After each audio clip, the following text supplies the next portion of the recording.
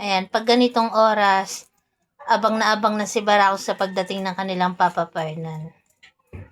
Ayan, kahit sarado yung bintana, nakakagawa siya ng paraan.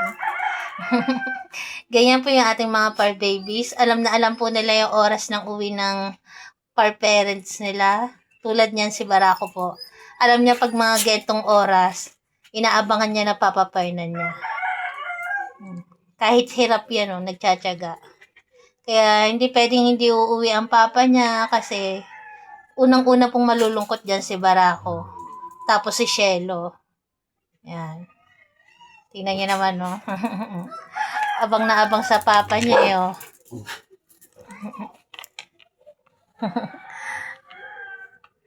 Yan, ganyan ang pagmamahal ng isang par babies sa ating mga par parent. Kapag minahal po natin sila ng tama, mamahalin din tayo nila ng triple o mas higit pa. Talagang nag-aalala siya sa papa niya, oh. Hanggat wala yung Papa Fernan niya, nakadungaw po yan dyan si Barako. Aalis yan, pero babalik ulit. Hirap na yan, oh.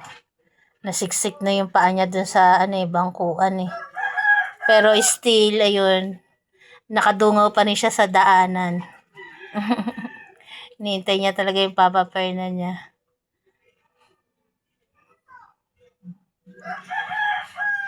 Minsan po, malayo pa si Fernan, ramdam na nila na parating na.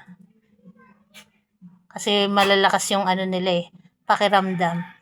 Saka yung pang-amoy ba. Kahit malaylayo pa yung papa nila, alam na nila pag parating na.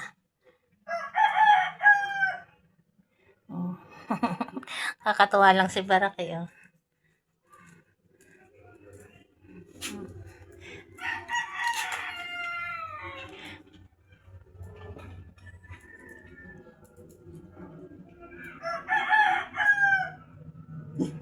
Kumbaga, kaya pag ganyan si Barako, kumbaga meron na kasi siyang karanasan dati na pag umalis yung papa niya, hindi uuwi.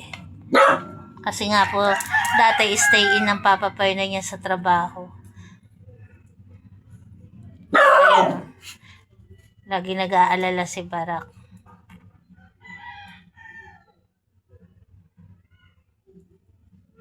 Ang iba tulog. Yung tumatahol si Bibi. Ayan, si Bibi ang natahol. Bibi, ano tatahulan mo? Makinig ka lang. Huwag ka na makichismis sa labas.